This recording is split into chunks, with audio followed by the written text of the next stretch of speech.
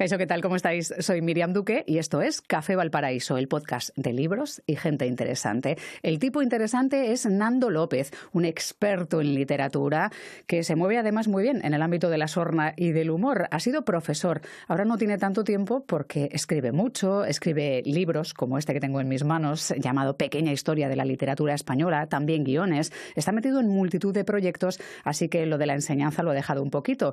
Pero se mueve bien, como digo, también en las redes sociales, porque además de este libro hay una cuenta con este mismo nombre en el que los memes nos demuestran que la literatura tiene mucho de risas y la sabes explicar. Ese profe que todos quisimos tener y probablemente nunca tuvimos. Se va a pasar por aquí para hablar de literatura, para contarnos, por ejemplo, que la primera novela lésbica data de 1930 y que la autora no se atrevió a publicarla porque era conocida por escribir literatura juvenil. También, por ejemplo, que Emilia Pardo Bazán, que era una mujer muy lista y muy brillante, se vengó de la RAE por no dejar que entrara en la magna institución a través de un libro de recetas con mucha sorna, pero dándoles pal pelo. De todo ello vamos a hablar en los próximos minutos con Nando López, aquí en Café Valparaíso, con la música en directo y las ocurrencias de Ivonne Belandía y con Charly Mito. Café Valparaíso con Miriam Duque. Nando López, bienvenido a Café Valparaíso. ¿Qué tal? ¿Cómo estás? Muchas gracias, pues muy contento de estar aquí en este café y con muchas ganas de hablar. Bueno, pues nos alegra porque tenemos un ratito de charla de la vida, de literatura, del libro y también de redes sociales, porque sabemos que te mueves muy bien en ellas y hemos estado cotilleando un poquito, nos hemos estado asomando a la cuenta que tienes particular, digamos, y a la que tienes también como Pequeñas Historias de la Literatura Española, donde abunda el meme. Sí. Pero antes de entrar ahí, que es muy importante, me gustaría hablar también de tu abuela, de cómo mencionas la importancia que ha tenido ella en tu vida, en tu curiosidad, en el conocimiento. En todo, en realidad, ¿no? En esa memoria que creamos y que a veces nos juega esta mala pasada de que se esfuma, ¿no? Sí, esa memoria que se está yendo, ¿no? Por culpa de esa enfermedad que es el Alzheimer, que, bueno, tanta gente sufre, ¿no? Y conoce bien. Y que también nos obliga a quienes estamos a su alrededor, ¿no? Alrededor de las personas que la sufren, a ser esa memoria, ¿no? Y a que permanezca. Y mi abuela, bueno, pues para mí es una persona fundamental en mi vida. Ella quería ser maestra y era su gran sueño, pero bueno, es esa generación a la que la guerra civil le rompió los sueños y la vida y tuvo que ponerse a trabajar con 9 años. Tuvo que mentir y decir que tenía 12. Eso inspiró uno de mis personajes. En una de mis novelas, En los elegidos, le hice un homenaje. Es la última novela que pudo leer mía completa y la leí yo. Es algo que me ha hecho muy feliz. Este libro nuevo sí, es el primero que ya no ha podido leer porque ya la memoria no le llega para ello, pero yo siento que el que yo sea escritor tiene que ver con su sueño de ser maestra. Ella no dejó de pelear porque sus hijas tuvieran una educación, no dejó de pelear porque los libros entraran en esa casa, a pesar de que a veces el dinero era muy escaso y eso lo dificultaba, ¿no? Y entonces, cuando yo empecé a publicar, ella estaba tan orgullosa más que yo mismo. Y yo siempre siento que hoy me dedico a lo que me dedico porque ella, como tantas mujeres de esa generación, ¿no? Y ahí hago y subrayo mujeres porque sacaron adelante esas familias y ese país y no se les ha agradecido lo bastante en una sociedad tan machista como aquella y como esta, por desgracia, y eran ellas las que tiraban de ese país en sombra, ese país bajo una dictadura, bajo el fascismo, y estaban ahí luchando. Y hoy en día yo escribo lo que escribo pues porque hubo una mujer muy valiente que era ella, otra mujer muy valiente que es mi madre, y de ahí vengo yo. Entonces, bueno, pues estos días estoy muy pendiente de ella, trato de ir lo más posible a verla. Ella vive en Jaén, yo en Madrid, la distancia no lo facilita, pero para mí es un vínculo fundamental y también un privilegio, ¿sabes? Decir, es que mi abuela sigue ahí. Sí, y no digo su edad porque se enfadaría. A ella no le gustaba decirla, así que yo no la digo. Bueno, tiene la suerte y la desgracia de que como tuvo que falsearla en sus comienzos, ¿no? Ahora puede moverlo también, ¿no? Esa era su excusa, siempre decía, es que los papeles, mira, se quemó todo en la guerra y además los míos no están claros. Entonces ella se restaba siempre años. Hay 3 años ahí, que parece mentira, porque ahora decimos, tuvo que decir que tenía 12 para poder trabajar, que esto con los ojos de hoy en día ya es un drama, ¿eh? Es un drama en sí mismo. Bueno, pues aún así tuvo que decir que tenía 12, que ya sería terrible, pues que tenía 9 cuando entró en una tintorería para llevar pan a su casa, básicamente, ¿no? Hablamos de la desmemoria que supone el Alzheimer, pero también me gustaría hablar de la desmemoria que supone dejar de explicar ciertas cosas a los jóvenes o permitir que crean que algunas redes sociales o canales les informan, y estamos viendo un creciente aumento de ultraderecha, de pensamiento de ultraderecha entre los jóvenes que empiezan a hablar es algo poco generalizado, pero existe un grupo que habla de cómo Franco hizo muchas cosas buenas, los pantanos, y nadie les dice que esos pantanos eran construidos por presos políticos y todo lo que supuso, el sufrimiento que supuso todo aquello, ¿no? Claro. ¿Qué hacemos, Nando? Tú que has sido tantos años profesor. Yo creo que hay que pelear desde la cultura, desde los medios. El mero hecho de que en un café como este hablemos de ello ya es una manera de intentar llegar, y yo he escrito este libro,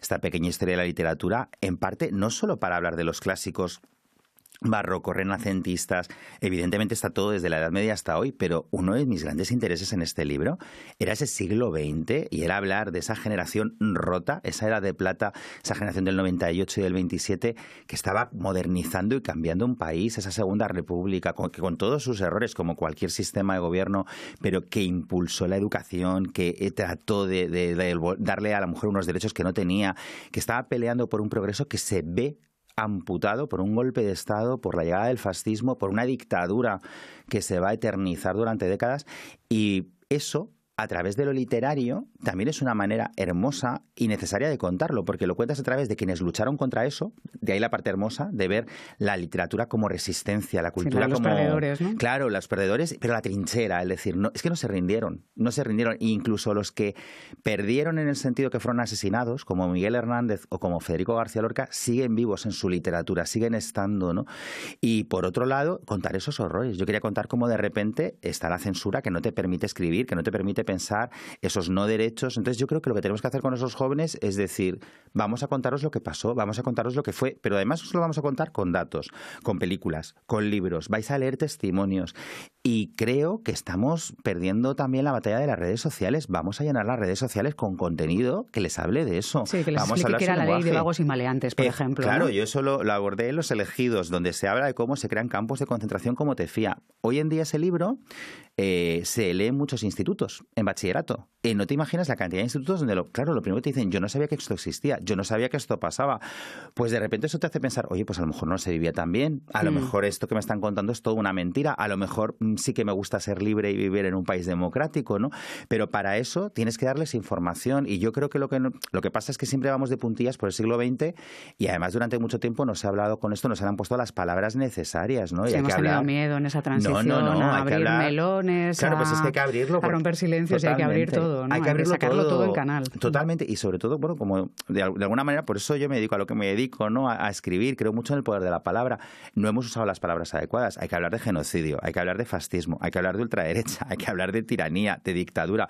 No podemos suavizar, ¿no?, ese mito de la guerra entre hermanos. Bueno, fue una guerra terrible, pero fue una guerra civil provocada por un golpe de Estado que impuso un gobierno ilegítimo frente a un gobierno legítimo. Yo es que lo siento, pero no soy nada equidistante en mi manera de ver el mundo. Creo que la cultura no debe serlo, y creo que la juventud lo que necesita es que les hablemos con claridad y sobre todo con respeto y a su inteligencia, y que por tanto les contemos las cosas tal y como fueron y que les demos fuentes. Este libro, esta pequeña historia está llena de esas fuentes. Lee lo que decía Carmen Laforet, lee lo que decía Carmen Martín Gaite, lee lo que decía Miguel Delibes, y a lo mejor tu idea de los pantanos cambia bastante, ¿no? Y te das cuenta del horror que fueron aquellos años oscuros en los que vivimos en un lugar donde no se respetaban los derechos humanos. Esta parte del libro es buena y malísima también, ¿eh? Porque claro, vas acumulando y te acuerdas de repente de, ay, nada, cómo me gustó, qué maravilla. Ay, sí. Ay, cumbres borrascosas. Pues no sé si me gustó tanto como esperaba. A lo mejor si ahora lo releo y claro, se me empiezan a acumular montones títulos de libros, que no sé cómo tienes tú la mesilla, pero... Bueno, llena. Yo lo que recomiendo es leer esta pequeña historia de la literatura con un cuaderno. Claro, con un cuaderno o un taco de post-it. Yo es que soy muy de post-it y de banderitas adhesivas. A mí me encantan los colorines. Y las banderitas. Claro, también. Pero las banderitas de colores, esas solo. Esa y la LGTBIQ+. Esas son las únicas que me gustan a mí. Pero yo recomiendo tenerlas al lado, esos post-it, para ir poniéndolos, para decir, oye, este libro a lo mejor merece la pena releerlo. Oye, este, eso es, pues para mira, el año de excedencia, ¿no? Claro, exactamente. Que voy a tener que coger. Sí, yo es que planteo esto como una especie de menú degustación. Y es, mira, tenemos todas estas joyas en nuestra literatura, ahora lee o relee las que quieras, ¿no? Nando, te hemos oído decir que en los últimos 5 años se han perdido muchos derechos, por ejemplo, en el colectivo LGTBIQ+. ¿Por qué? Bueno, no sé si tanto como perder derechos, suponiendo pero que nos esté escuchando mucho se intenta. Joven. Sí, claro, lo que se intenta es quitar esos derechos. Lo que sí que ha ocurrido en estos últimos 5 años es, desde luego, que ese repunte de la ultraderecha, que para mí es la causa clarísima, un repunte de la ultraderecha que va auspiciada porque esa ultraderecha ha entrado en las instituciones. Es que ahora mismo la ultraderecha y la derecha son muy difíciles de diferenciar, que para mí es el grandísimo problema que tenemos. No tenemos... Ahora me cuesta mucho ver una derecha moderna, democrática. Yo veo una derecha que no renuncia a sus raíces franquistas. A mí esto me preocupa preocupa. tiende al centro, ¿no? No, yo quiero una derecha que condene abiertamente el franquismo. Quiero una derecha, es decir, yo soy evidentemente un hombre de izquierdas, pero quiero que para que exista un sistema democrático sano haya un rechazo frontal de ese pasado dictatorial, de ese franquismo, y haya unas raíces democráticas plenas, claras, transparentes. Eso no está ocurriendo. Lo que está ocurriendo es un acercamiento a la ultraderecha gravísimo y muy peligroso que está haciendo que ciertos discursos se normalicen y se extiendan. Entonces, ahora tenemos un repunte. Yo hago muchos encuentros con jóvenes. No te imaginas la cantidad de lugares de los que me llaman universidades de educación, concejalías de juventud, concejalías de cultura, para dar charlas sobre bullying homofóbico y transfóbico, porque hay un repunte brutal de ese tipo de violencia en nuestras aulas, pero no solo en secundaria, también en primaria, incluso en infantil. Vuelve a haber un repunte brutal de la violencia machista también en esos entornos. ¿Por qué? Porque tenemos un negacionismo de la violencia machista que está en las instituciones, que está en ciertos medios de comunicación. Es decir, lo que está pasando en estos años, y para mí es muy claro y muy evidente, es que se ha legitimado el discurso de odio y se está intentando vender como opinión lo que es pisotear los derechos humanos. Entonces hay que decir claramente, eso no es una opinión. Yo puedo opinar que me gusta o no me gusta ese bolígrafo, que por cierto me encanta, pero lo que no puedo opinar... Te lo doy luego. Luego me lo das, por favor. Pero no puedo opinar sobre tu derecho a ser, sobre tu forma de sentir o de expresarte, o sobre tu condición y tu manera de estar en el mundo, ¿no? Y entonces para mí sí que hay un retroceso que me preocupa mucho, y quizá yo por eso también en lo literario estoy muy peleón y muy combativo en lo que escribo y en cómo lo escribo, ¿no? Me parece fundamental que la cultura se posicione, se remangue bien, que usemos todos los medios, todos los canales, y que por favor no dejemos más que este discurso de odio siga penetrando, ¿no? Porque el relato importa, las palabras que elegimos importan. Totalmente. Pero me imagino, Nando, cómo tuvo que ser en 1930 aproximadamente escribir la primera novela lésbica, de la que también hablas en este libro, y sentir que no podías publicarla porque eras conocida como una escritora de literatura juvenil, ¿no? Sí. Ese era Oculto Sendero, de Elena Oscuro Fortún. Sendero me salía ahí, ¿no? Oculto. Es Oculto Sendero, podría haber sido Oscuro Sendero también, seguro que a Elena le habría gustado. Pues fíjate que yo con este libro, que me he reído mucho escribiendo algunas páginas, te confieso que en otras se me han saltado las lágrimas. Y ahí se me saltaban las lágrimas, porque yo empatizaba con ella, yo me ponía en la piel de esa escritora de éxito, con ese personaje que es Celia, con el que marcó generaciones enteras, que no podía hablar de su amor por las mujeres, que no podía contar su historia, que escribió una novela maravillosa, por favor, leed Oculto Sendero, ves, esas de las que se merecen un post-it en el libro, donde habla, claro, Oculto Sendero, porque para ella estaba oculto. ¿Cómo iba a descubrir ella que era lesbiana si no tenía referentes, si no se podía ver? Entonces, es un libro maravilloso que yo pensaba, ojalá hubiera leído esto con 14, 15 años, porque a mí me habría ayudado mucho, que ella no pudo publicar en vida. Y luego algo que me ha pasado muy bonito con este libro, con esta pequeña historia, es que he podido rendir homenaje también desde la imagen. He tenido un cómplice maravilloso, que es Luis Doyague, que es el ilustrador. Y claro, yo quería que Oculto Sendero no solo estuviera en el libro, quería que tuviera su ilustración, porque no está ilustrado. Y entonces aparecen esas dos protagonistas, esas dos mujeres, en un coche, las dos juntas, agarradas de la mano.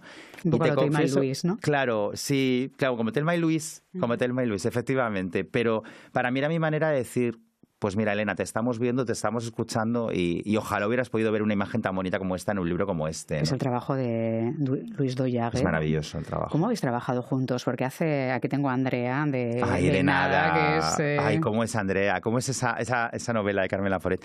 Pues ha sido muy bonito porque es que hemos hecho como un cuarteto. Tenía Pilar Cortés, que es mi editora, que es la que me encarga el libro, y yo se lo agradeceré toda la vida porque esto ha sido un regalo.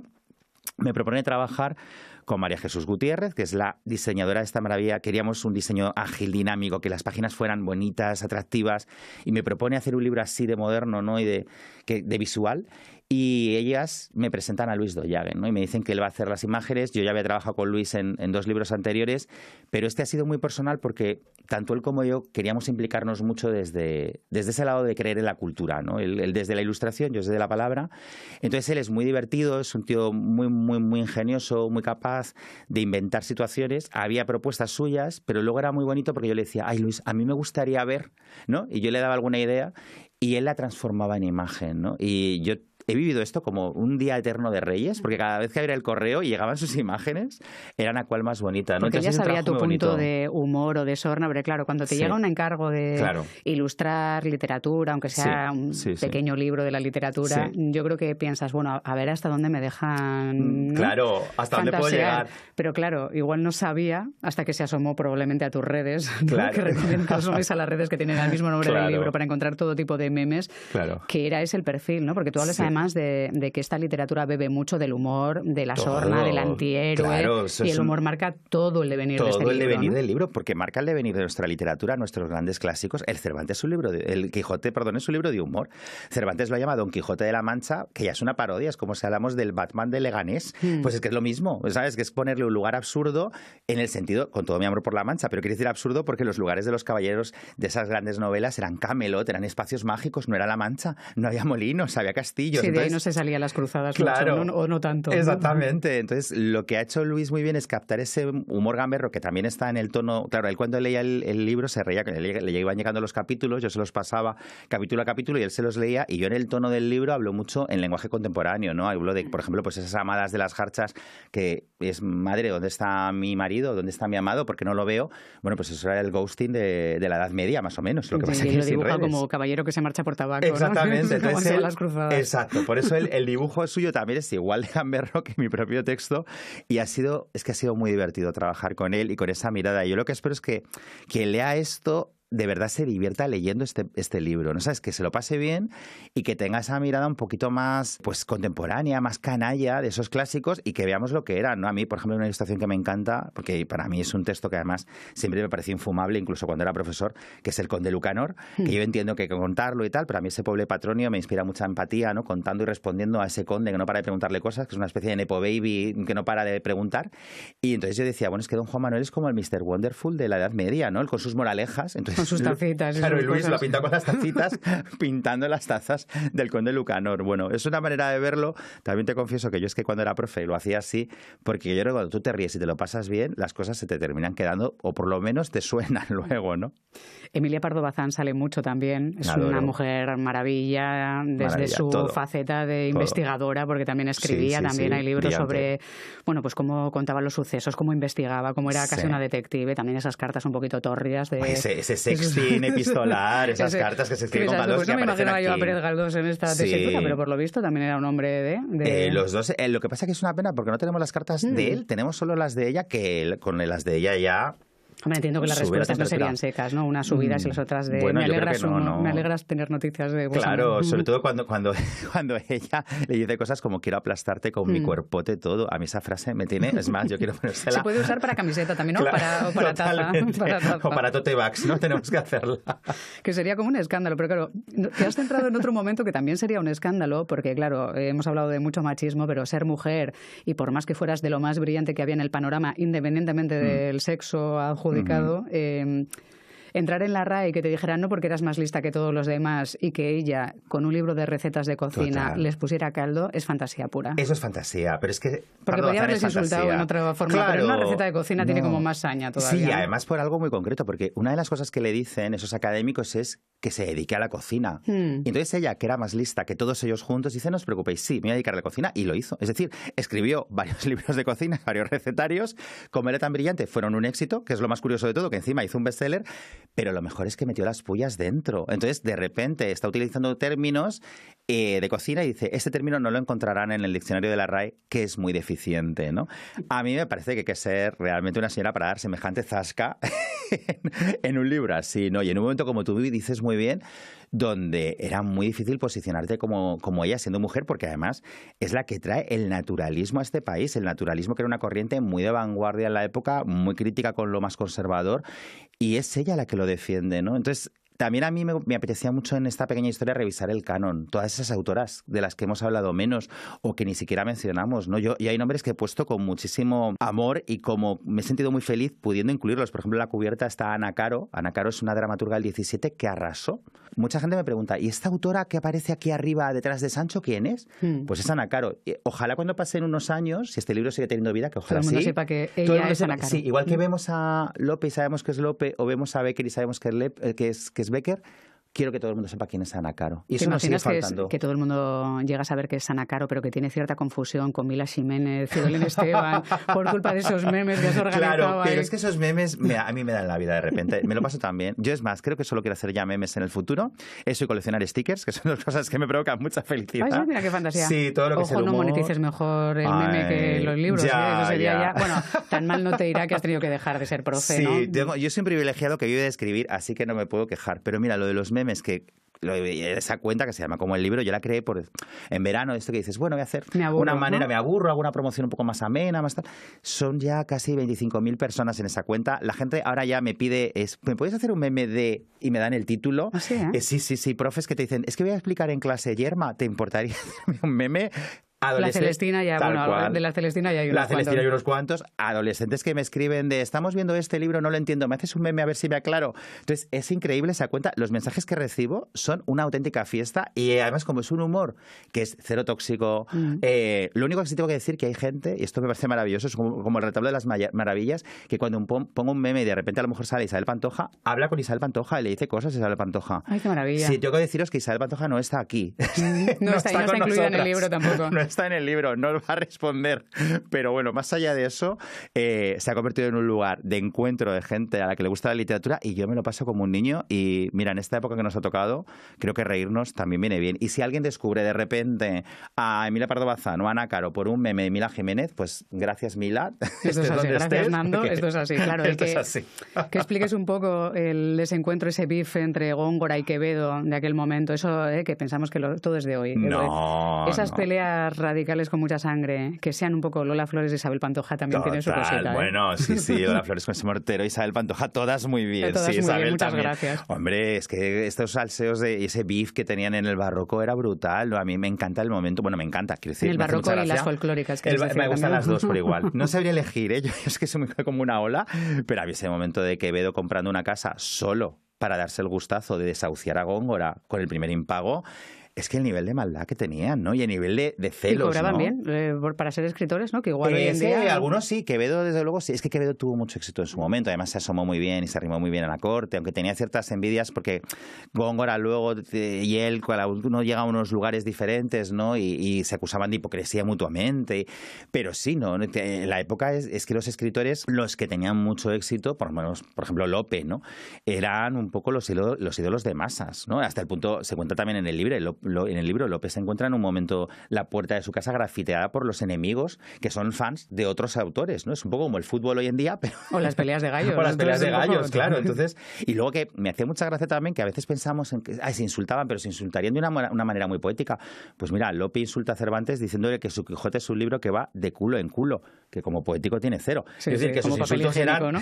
Bastante escatológicos y cutres, si quieres, incluso, ¿no? A mí eso de bajarlos a tierra, o sea, de ver que eran personas, también me parece importante, que a veces vemos a los clásicos como algo lejanísimo, remoto. Mira, eran gente con sus fragilidades, claro, con sus defectos. Luego ahora iremos hablando porque vamos a sumar más gente. Pues Lorca, Miguel Hernández, esos amigos que acaban rompiendo. Claro. Es el momento de que pasen también Belandia y Charlie para que den salseo a esto. Ay, qué bien. Se ha leído el libro, lo ha llenado de dibujinchis. Motherfucking Charlie Mito. Y ya están aquí. Charlie Mito, ¿qué tal? Muy bien. Y Ivonne Belandia con esa guitarrita, ¿qué tal? Muy bien. Unos sones ahí para arropar toda esta literatura aquí con Nando, que lleva un ratito aquí conmigo. Estábamos hablando justo, mencionando esos momentos de Góngora y Quevedo y también Lorca y Miguel Hernández, ¿no? Que de repente rompieron una amistad. No sé hasta dónde se puede llegar. Tú eres muy fan de Lorca, además, ¿eh? Sí, también de Miguel Hernández. Sí, más que romper la amistad es que tuvieron un desencuentro, porque Miguel acaba de publicar su primer poemario, Perito en Lunas. Él quería tener un gran éxito y no lo tuvo. Y entonces escribió a Lorca porque estaba convencido de que Lorca le iba a decir, pues eres maravilloso, te merecías lo mejor, no te preocupes, lo siguiente. Y Lorca, sin embargo, fue bastante frío, pero yo creo que en el fondo bastante realista. O sea, lo que le dijo es un primer libro, la poesía es complicada, en este país de la época poesía sigue peleando, ¿no? ¿Qué esperabas, no? Es un poco claro, es un poco que esperabas. Es una amiga date cuenta, ¿no? Pero es verdad que Miguel Hernández se lo tomó regular, era un hombre muy demente, muy impulsivo y nunca terminó de encajar de todo en ese grupo del 27, ¿no? Que también, como todos los grupos, tenía sus cosas y era un poquito elitista. No olvidemos que la primera antología del 27 se olvidan, curiosamente, de todas las poetas. No aparece ni una mujer. Vamos a tener que recuperarlas después. O sea, que también hay algo de no idealizar todo. Creo que también es bonito ver que todo tiene sombras. Y eran dos grandes poetas, son dos de mis autores fetiches. O sea, yo no puedo vivir sin la poesía de Lorca y de Miguel Hernández y me han ayudado en muchos momentos de mi vida. Pero bueno, también había que contar su historia. Y su historia no fue la amistad que nos habría gustado soñar, ¿no? Fue una historia más complicada, quizá porque también cada uno tenía su propia guerra, ¿no? Miguel Hernández había tenido que superar muchos problemas y trabas para ser quien era, y Federico igual, ¿no? Estaba en una lucha constante con una identidad que también le supuso tantos problemas como que al final sería asesinado por ser quien era, ¿no? Por ese disparo terrible, ¿no? Que le dieron por maricón y por rojo, ¿no? Como presumirían sus verdugos, ¿no? Entonces, de alguna manera era una amistad complicada, y sí que es verdad que no se encontraron en el momento adecuado posiblemente, ¿no?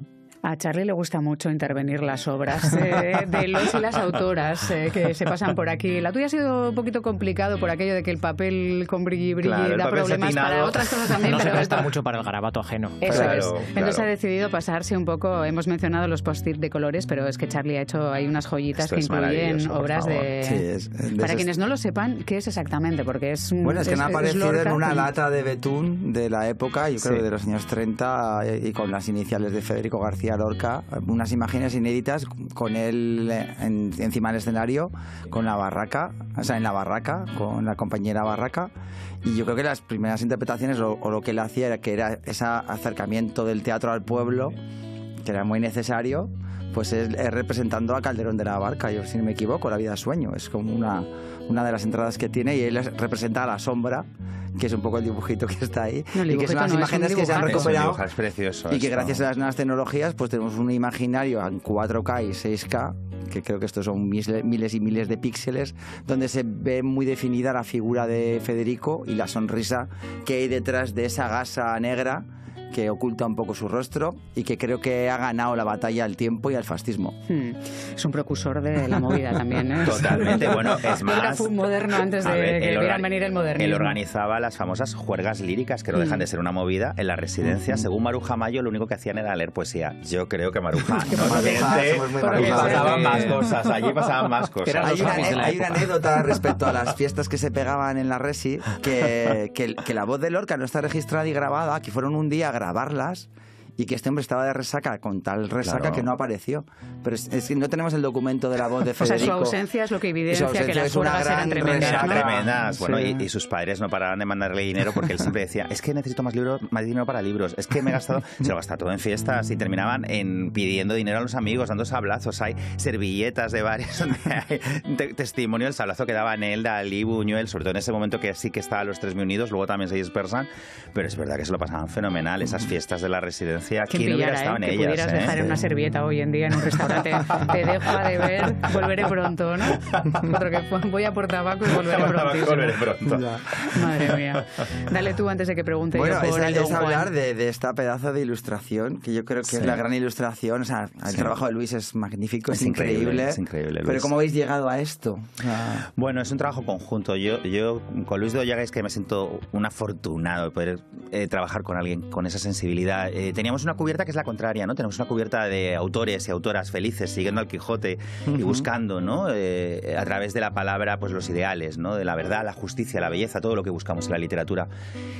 Y claro, este es un libro que tiene mucho humor, es muy divertido, es muy ameno, pero llegamos a ese momento terrible del 36, ¿no? A esa guerra civil, a ese estallido del fascismo, a esa dictadura, y necesitábamos contar ese dolor, necesitábamos contar un país roto, una generación rota. Estábamos hablando de esta alegría de Lorca, ¿no? A mí, tú lo has mencionado, me parece súper bonito hablar de la sonrisa, recuperar la sonrisa de Lorca, pero esa sonrisa se la robaron, ¿no? Se la robaron y lo asesinaron vilmente, asesinaron a Miguel Hernández cuando le negaron un traslado que necesitaba para curarse, exiliaron a tantos y tantas autoras que murieron lejos de su Y casa. esta es la ilustración que muestra el Y exilio esa- cabizbajos. Y claro, yo le pedí a Luis, yo necesito que nuestra cabalgata, digamos, de autores y autoras del inicio se vuelva una cabalgata trágica. Y él dibujó esta maravilla. Ese Miguel Hernández, ese Lorca con esas alitas, ¿no? Como indicando esa muerte, pero también esa pervivencia. Tú decías, han ganado la batalla. Es que son inmortales. Ese molino con el crespón negro. Ese Don Quijote vencido como en los versos de León Felipe, ¿no? Entonces, esa doble página nace de esa sensibilidad conjunta. Tanto él como yo queríamos pues lo que decíamos antes, ¿no? También que la gente más joven vea ese momento, sepa lo que fue, entienda lo que fue y sienta ese dolor. Porque si has leído el libro, si vas leyendo el libro, te has enamorado de estos personajes y te va a doler ese momento. Te pellizca un poco Te tiene cuando que estás ahí Claro. viendo el brillo, la luz. Se rompió un país posible, se rompió un lugar en el que no vivimos, ¿no? Y eso es lo que está contando. Teníamos otro país que no hemos sido y que estamos intentando llegar a ser. Era un país mucho más plural, era un país mucho más plurilingüe, era un país mucho más feminista y ha costado mucho retomar tomar ese camino, ¿no? Entonces, esa ilustración nace de ahí, de hacer ese viaje, y al final se recompone en otra ilustración donde mezclamos ficción y realidad y volvemos a cabalgar, ¿no? Porque un poco esa página lo que cierra es que ni siquiera el fascismo silenció a estos poetas y estas autoras. Y es verdad, no lo silenció. Luego lo que me parece increíble es la continuación a esta página, porque Claro. es que, claro, os vais a los abrazos de Juan Genovés. Exacto. Y esto es como en plan una recompensa a todo ese sufrimiento del Exacto. anterior, que no sé si lo decidisteis o cómo llegasteis Pues aquí. mira, esto sí que es una idea de Luis, porque las dobles páginas verán cómo contar el contexto, ¿no? En qué momento se empieza a escribir. Y entonces él, como en el anterior habíamos hablado de la censura también, decide que ese abrazo, por un lado, ¿no?, va a reconfortar a quien está leyendo el libro, porque necesitábamos, igual que a nivel histórico lo necesitábamos, esos libros que salen de las jaulas, esas urnas, esas manifestaciones, ese Almodóvar que tenemos ahí, esa movida, ¿no? Tenemos, él lo que trata de captar en esa doble página es el espíritu de otro tiempo, ¿no? Cómo de repente, por fin, saltamos a lo que va a ser la posmodernidad y cómo vamos a caminar hacia una democracia que tiene todavía muchas sombras, pero que por lo menos ya no era ese fascismo previo, ¿no? Entonces, ahí ya te digo, ha habido un trabajo muy equilibrado entre lo que yo decía peticiones a veces, pero muchas son, como esa página, son aportaciones de Luis, que tiene un talento enorme para captar el espíritu de una época en imágenes. A mí, quienes Sí. sabéis dibujar, yo me fascina, yo soy Sí. incapaz de dibujar nada, ¿no? Increíble, Y es O sea, increíble, el trabajo es de Luis increíble. Orionac, porque... Es increíble. Sí, no, yo me siento felicísimo. Además, ya le he dicho que quiero trabajar mucho más con él. Y creo que es uno de los grandes tesoros de este libro, que puedes ver la literatura, la historia de la literatura en imágenes.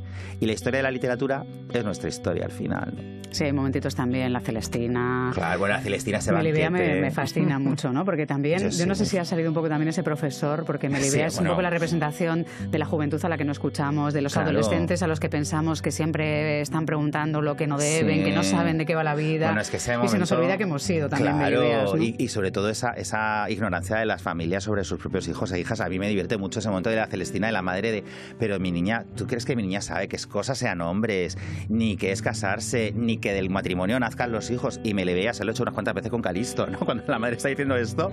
Claro, y hay una cosa, a Melibea, claro, también la historia de la literatura es machista. O sea, vives una cultura patriarcal, hay que romperla desde muchos lugares. Y en este libro yo también reivindico a esas mujeres de la literatura, de la ficción, que nos han contado mal. Siempre nos decían, ay, Melibea, esa adolescente engañada. Perdona, Melibea, hay un momento del libro maravilloso que yo reproduzco aquí en el que dice, ojalá las mujeres pudiéramos confesar nuestro amor como los hombres. Está hablando del deseo sexual femenino. Esto es un libro de finales del siglo XV. Esto es maravilloso. Y a veces se nos olvida. Y es una adolescente que sabe lo que hace. Por eso, y esto va a un spoiler, pero con los clásicos se puede hacer.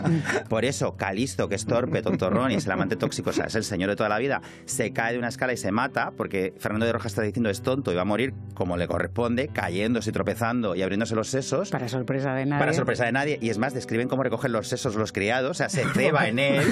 Sin embargo, Melibea, como él la adora, a Melibea la hace subir a un torreón y Melibea se suicida. Claro, Fernando de Rojas tiene que matarla porque sabe que si no su libro no se va a publicar. Pero le da una muerte poética y en altura. Y ella decide que ella se tira, no se tropieza como Calisto. Todo eso también hay que contarlo de otra manera. Y ahí sí que sale el lado profe. Yo es que disfrutaba mucho en clase, se me nota, creo. Se nota. Y claro, me lo pasa también. Y con este libro decía, si consigo transmitir la mitad de entusiasmo que yo tengo por estos libros, Pero ya me doy Melibea, por ejemplo, contento. funciona en las clases, porque No te claro, también imaginas rompe cómo- un poco con el paternalismo de que pensamos siempre si los jóvenes no leen, si nadie lee, todo lo hacemos mucho mejor, Claro, ¿no? y Nosotros los leíamos, jóvenes, pero la siguiente generación no. Claro. Al revés, que leen más que nosotros. La juventud lee mucho más. Mirad las cifras de ventas, Sí, por mirad eso. las librerías. Pero Es que estamos tenemos- empecinados en decir Ay, que no sí. leen, que Esto no es como- se informan, que no. Y las que no. nuevas generaciones, estas quejas completamente edadistas y paternalistas, pues sí que funciona. Lo que pasa es que tienes que acercarles el personaje y el libro desde un lugar que lo entiendan. Ahora, si tú les dices, para mañana te vas a leer La Celestina, pues te Y el odian a ti, tercer a la capítulo Celestina. de- Claro, es terrible. Del Ahora, Quijote. claro, si tú les hablas desde ese lugar, les seleccionas textos, fragmentos, momentos, por eso en este libro hay muchos fragmentos, porque es, léete esta frase y ya verás cómo esto te dice algo. Y claro que sí, provoca muchas cosas en la gente joven, pero hay que saber contárselo. Has hecho un retrato del invitado, ¿no? Sí, me encanta. Verando ahí muy junto a bien. Florencia He salido Pinar, qué estupendo, maravilla. muy bien. Y además sonriendo, mira, mucha sonrisa hoy. Esto me está gustando. Hoy el soborno está especialmente bien Sí, sí, trabajado. está muy bien el Sí. soborno. Sí, sí, a mí me tenéis completamente comprado, ¿eh? No, te quería preguntar también, o sea, y un poco por lo que estás contando, es, visto el disco de Rosalía, Sí. ¿no? Lux. Sí. ¿Cómo volvemos a ese puritanismo, espiritualidad? O sea, se puede, a la gente joven le puedes explicar o le puede ayudar, por ejemplo, leer al arcipreste, Santa Teresa de Jesús, Sin duda, porque yo creo que además son textos que están llenos de carnalidad, de sexualidad. Estamos hablando del arcipreste. A mí el arcipreste se cuenta en el libro, me parece maravilloso que él escribe el libro del buen amor, pero para que tú, claro, para que descubras el buen amor. Acaba siendo muy tórrido. Claro, es tan tórrido porque él dice, no, pero primero te voy a contar el loco amor, que es el sexual, pero para que no lo hagas.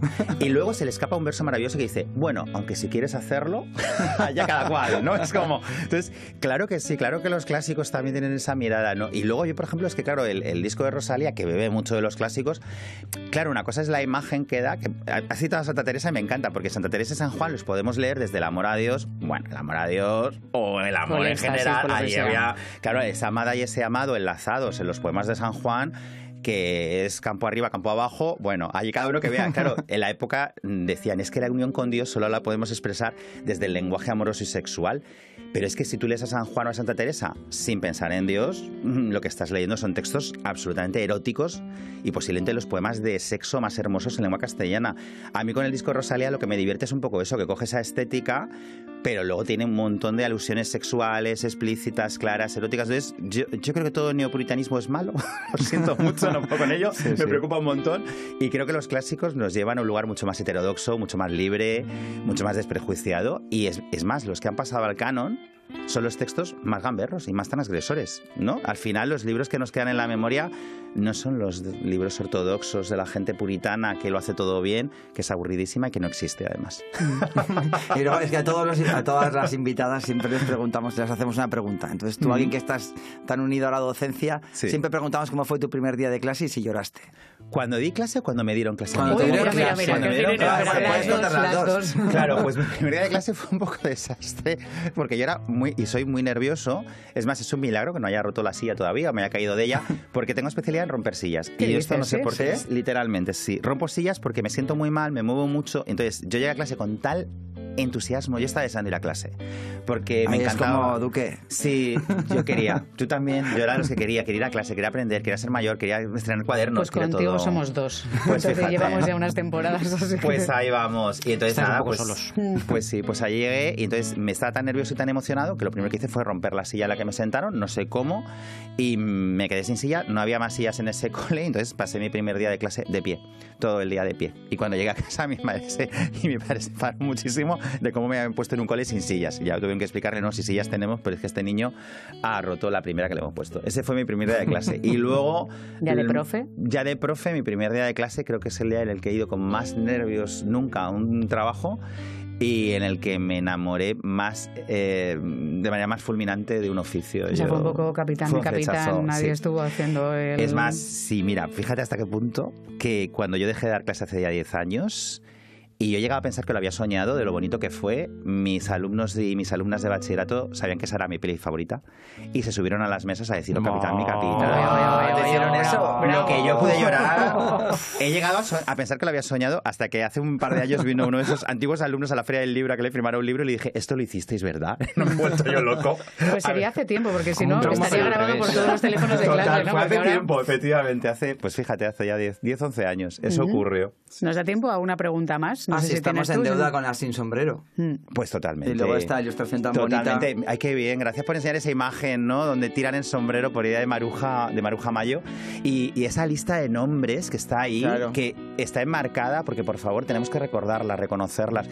Y tenemos una deuda enorme. Hay muchísimas, por ejemplo, cuando hablábamos de Miguel Hernández, todos conocemos la poesía social de Miguel Hernández, pero Lucía Sánchez Saornil, que es una poeta socialista, combativa, llena de ideas para mejorar la sociedad, feminista, lees a Lucía y te quedas perplejo, ¿no? De su belleza poética, pero también de su intensidad y su beligerancia, pues como ella tantas otras, ¿no? Y entonces claro que tenemos una deuda pendiente, y sobre todo porque lo que no pueden ser es un apéndice, porque ahora hemos llegado al punto de... Está la generación del 27, bueno, y también estaban las sin sombrero, y ya lo decimos y nos quedamos tranquilos. No, tienen que estar al mismo nivel, y es más, en las siguientes páginas que hay una antología de nombres, están ellos y ellas. Creo que la gran deuda pendiente es que seguimos colocando en otro lugar a autores y autoras queer, a autoras por el mero hecho de ser autoras. No, todo es gran literatura, y creo que ahí hay mucho que hacer, y entre las sin sombrero, sin duda.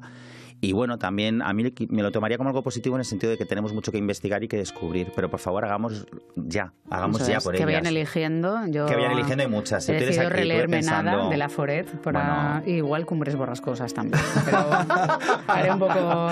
Bueno, iré haciendo una lista, pero bueno, yo soy más de Cumbres Bochornosas. Bueno, todo puede ser. Todo puede ser, todo encaja, todo cabe. Por terminar, Nando, te vamos a pedir el personaje más luminoso que nos encontraríamos si lo miráramos este libro con tus ojos y el más oscuro. No sé, el que hoy estaría cancelado o que deberíamos cancelar. Bueno, Juan Tenorio. Claro, ¿no? lo tengo clarísimo. Juan Tenorio o Álvaro Mesía o Juanito Santa Cruz. Scratch, yo creo. Claro, sí, todos esos canceladísimos, por favor, esa toxicidad. Es más, cuando lo perdona, yo en cuanto a Don Juan prefiero el Burlador de Sevilla, donde se quema en el infierno, que es lo que tiene que ser, no como el Juan Tenorio con Doña Inés pidiendo por él, por favor, no, muchacha, ¿dónde vamos? Que este señor me da quemarse. Hay una ilustración maravillosa de Luis donde aparece Doña Inés pidiéndole a Dios que lo salve y Dios la mira como amiga. Espabila. Espabila un poquito, mía, ¿no? espabila. Entonces yo creo que ese es el más oscuro. Y el más luminoso, la verdad es que me voy a quedar con un personaje real. Es que yo creo que quizá el más luminoso, a pesar de su final trágico, es Lorca. Porque Lorca representa la alegría de crear. Lorca era la felicidad y se le describe como la felicidad. Quien lo recuerda, todos los textos que hablan de él, de Alberti, de toda esa generación maravillosa, hablan de la alegría de Lorca y cómo esa residencia, como decía antes Charlie muy bien, si es que no tenemos imágenes porque cuando iban a grabarlo él estaba de fiesta el día anterior, ¿no? O sea que estamos hablando de un poeta que sentía la alegría de vivir, la alegría de crear, la alegría de componer, que tocaba el piano, que invitaba a fiestas en su casa en la huerta de San Vicente a su familia, a sus amigos para hacer tablados de marionetas. Para mí es un personaje que está lleno de luz, a pesar de todas las dificultades que vivió esa barraca, que era llevar la luz a los pueblos de España. Era decir, su idea era como las misiones pedagógicas, ¿no? La idea de la República, de la Segunda República, que era, es que no podemos dejar a los pueblos. La cultura no puede estar centralizada, no puede ser solo un lugar para la élite. La cultura tiene que estar en todas partes, ¿no? Y que él se subiera a ese carromato y se subiera a esa furgoneta. Estoy imaginando ahora, Nando, a Miguel Hernández diciendo, no es para tanto. No es para tanto, ¿te imaginas? Estáis sobredimensionando. Una cosa que me ha sucedido dibujándote es que me ha recordado tus lunares a los lunares de Lorca. Pues mira, eso me parece de las cosas más bonitas y ahora ya estoy compradísimo. ¿Qué queréis más? ¿Qué necesitáis? Soborno loco. Ahora ya, vamos. Pues yo creo que con lunares lo tenemos que dejar porque más bonito no va a ser. Yo ganado para siempre, me tenéis. Nando, muchísimas gracias por este libro y por esta charla. A vosotros, que ricasco. Ha sido maravilloso. Pues hasta aquí el capítulo de hoy. Y yo quería aprovechar este espacio para tenderos una mano y ver si a alguien más le pasa esta cosa de que cuando alguien dice lo de en un lugar de la Mancha de cuyo nombre no quiero acordarme, tal, yo siempre lo sigo con no riela el mar sino vuela un velero bergantín. Si a alguien más le pasa, pues yo qué sé, escribidme y hacedme sentir menos solo. Eso es un poco lo que voy a hacer. Gracias. Has escuchado Café Valparaíso, el podcast de libros y gente interesante. Un club de lectura dirigido por Miriam Duque, con la colaboración de Ivonne Belandi en la música en directo. Grabación y edición, Sirribor. Estudio de grabación, Buenas Migas. Escucha Café Valparaíso. Nos tienes en WOW y en tus agregadores favoritos. Un proyecto de Miriam Duque y Sirribor Producción.